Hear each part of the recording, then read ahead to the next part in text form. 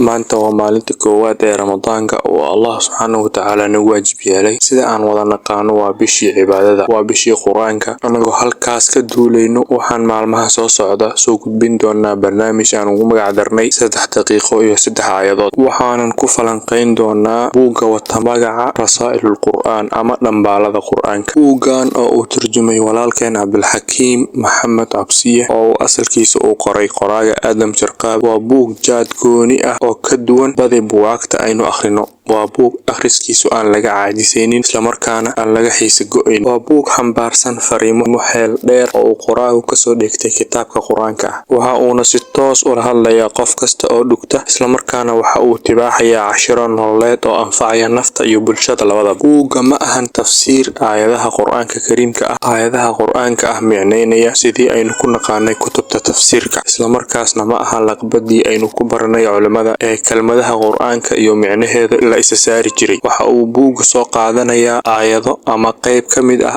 aayadda, kadibna waxa uu ka dheeganayaa oo ka soo saaraya cashiro nololeed iyo talooyin toos ah oo u taabanaya qalbiga. hadii aynu ku bilowno aayadda koowaad: ulaa'ika alladhiina hada Allahu fabihudaahum muqtadi. waa Ilaahay ayaa hanuuniyey ee adiguna ku dayo hanuunkooda. Allah ayuu kuma tukanayo hanuun ku qalma, uma soomayo sidii Daawud oo kale marka aan bukoodo, ma adkeysanayo sidii Ayuub oo kale, kuguma tasbiixsanayo sidii Yunus oo kale markii uu ku jiray caloosha nibiriga. diinteyda kuma qaadanayo awoodii Yaxya oo kale, aragayga uma laabayo sidii uu Yuusuf u ilaashaday xubnihiisa oo dhan, umana dhaafid badni ilaa aan ka idhaahdo nabadgala, xor baa tihiine, balse sida ay ku jecel yihiin si la mid ah baan ku jeclahay Allahayow. aayadda labaad: wa rusulan qad qasasnaahum calayka. iyo rusulo kale oo aanan kaaga warramayn. dadku haddii ay dafiraan ama diidaan wanaagaaga xaquusaan, waayo milga iyo maamuus waxaa kugu filan in uu kuu ogyahay Ilaah subxaanahu wa ta'ala. miisaanka Nuux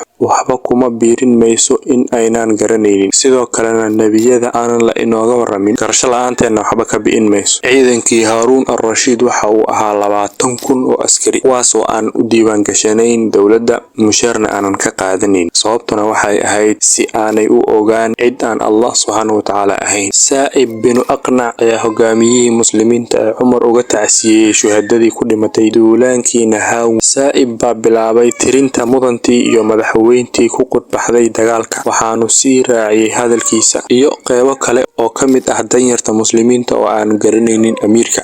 Cumar oo ilmeynaya ayaa yidhi: dhibi mayso garasho la'aanta Cumar, maxaa yeelay Ilaahay baa garanaya. aayadda saddexaad: ina alxasanaati yudhibna asayi'aat. wanaagyadu waxay tagsiinayaan xumaanaha. markasta oo aad fasho dembi ku dheh naftaada, mar keliya ayaan gafay ee noloshayda oo dhan ma guuldaraysan. haquusan ee weesayso oo tuko 2 ragcadood, intaa kadib u tasbiixso farihii aad ku dambawday, kuna akhri Qur'aanka isla indhihii aad ku fiirisay xaaraanta, waayo taaha kuwa toobad keenaya Allah subxaanahu wa ta'ala agtiisa waxa uu la mid yahay faqa kuwa adeecaya. eebana naftiisa ayuu u bixiyay dembi dhaaf badan, sababtoo ah waxa uu kaa doonayaa inaad u soo laabato xaggiisa.